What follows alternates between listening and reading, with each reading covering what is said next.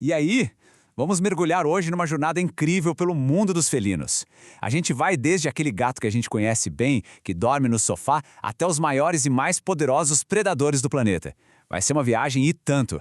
Pois é, essa é a grande pergunta, né? Olhando assim, um tá no nosso colo e o outro tá na selva. Parecem de universos diferentes. Mas a verdade é que eles são muito mais parecidos do que a gente imagina. Eles compartilham um DNA de caçador, uma herança ancestral que conecta todos eles. Então vamos começar pelo mais familiar pra gente, o gato doméstico. Tão tranquilo, né? Parece que só quer saber de dormir. Mas olha, por baixo daquela calma toda, bate um coração de predador. Cada movimento, cada pulo, cada olhar, tudo ali é um eco dos seus ancestrais selvagens. E é exatamente por aí que a gente começa a nossa primeira parte. Vamos entender como até o gatinho mais manso é, na sua essência, uma máquina de caça que a evolução levou milhões de anos para aperfeiçoar. Falando de um jeito mais técnico, todos eles fazem parte de uma única família, a Felidae. O que isso quer dizer? Que não importa o tamanho, se é um gatinho ou um leão, todos eles são parentes, carnívoros especializados, construídos com o mesmíssimo propósito: caçar. Tá, mas como é que eles são tão eficientes nisso? A resposta está toda no corpo deles. Vamos dar uma olhada nesse projeto felino, nessas características que fazem cada um deles um predador tão formidável. Pensa só no arsenal que eles carregam. Os dentes caninos são perfeitos para segurar a presa com firmeza. Os dentes de trás cortam carne que é uma beleza. As garras são como canivetes, sabe? Ficam guardadinhas para não perder o fio e só saem na hora do ataque. E essa combinação de músculos e flexibilidade, nossa, dá para eles uma agilidade que é coisa de outro mundo. E não é só o corpo, não. Os sentidos deles são praticamente superpoderes. Os olhos enxergam no escuro como se fosse dia. As patinhas, com aquelas almofadas, fazem eles andarem sem fazer um pio de barulho. Os bigodes funcionam como um radar, medindo espaços, e as orelhas captam até o som mais baixinho. É uma vantagem absurda. Bom, agora que a gente já entendeu a receita básica de um felino, vamos ver a variedade incrível que existe por aí. Vamos conhecer um pouco mais dessa família, começando por algumas raças domésticas bem conhecidas.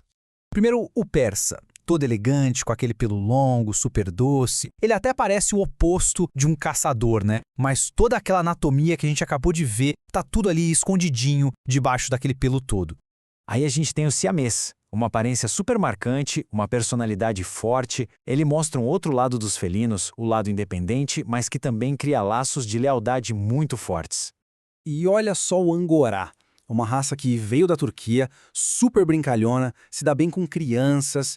Isso mostra o quanto eles também conseguiram se adaptar socialmente. É uma versatilidade incrível. Certo, a gente viu os gatos que vivem com a gente, mas e o resto da família? E os primos que continuaram na vida selvagem? Onde é que a gente encontra esses grandes caçadores? A resposta, como dá para ver aqui, é basicamente no mundo inteiro. Da África com os leões e guepardos, passando pela Ásia com os tigres, até as Américas com as nossas onças. A família felina se espalhou e se adaptou de um jeito impressionante. Agora vamos para uma parte mais rápida e cheia de adrenalina. Dentro dessa família tão incrível, tem alguns que são verdadeiros atletas, os recordistas. Vamos conhecer alguns deles. 114 km por hora. Repetindo, 114 é a velocidade máxima de um guepardo. Simplesmente não tem para ninguém. É o animal mais rápido em terra firme. É a velocidade felina no seu máximo. Agora, no outro extremo, em vez de velocidade, a gente tem força bruta e tamanho.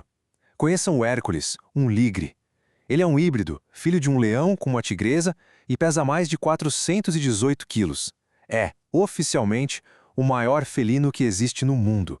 E trazendo aqui para o nosso continente, para as Américas, o título de rei é da onça pintada. Sem discussão, é o maior, o mais forte, o predador que está no topo da cadeia alimentar por aqui. A nossa história com os felinos, no entanto, vai muito além da biologia. Eles sempre tiveram um lugar especial nas nossas culturas, nas nossas lendas. Vamos explorar um pouquinho como esses animais, principalmente os leões, viraram figuras tão lendárias. Tem uma lenda romana muito antiga sobre um escravo fugitivo chamado Andrócles. Ele se esconde numa caverna para escapar e lá dentro dá de cara com um leão que estava gemendo de dor. Em vez de correr, Andrócles percebe que a fera tem um espinho gigante na pata. Ele vai lá com toda a coragem e tira o espinho. E ali, naquele momento, nasce uma amizade improvável. Passa um tempo, Andrócles é capturado e sentenciado à morte no Coliseu. Soltam uma fera faminta para devorá-lo.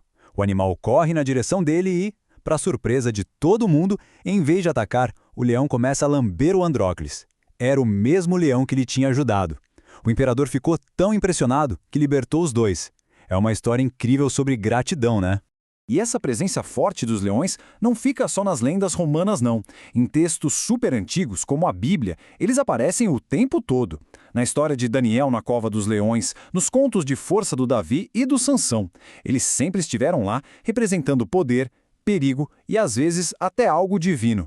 E assim a gente volta para nossa pergunta inicial. O que é um felino afinal? Um predador supremo forjado pela natureza ao longo de milhões de anos ou um companheiro carinhoso que a gente acolhe dentro de casa? A verdade é que eles são as duas coisas. E talvez seja justamente essa dualidade, essa mistura de selvagem com dócil que nos fascina tanto nessa família de animais. Uma boa reflexão para a gente guardar.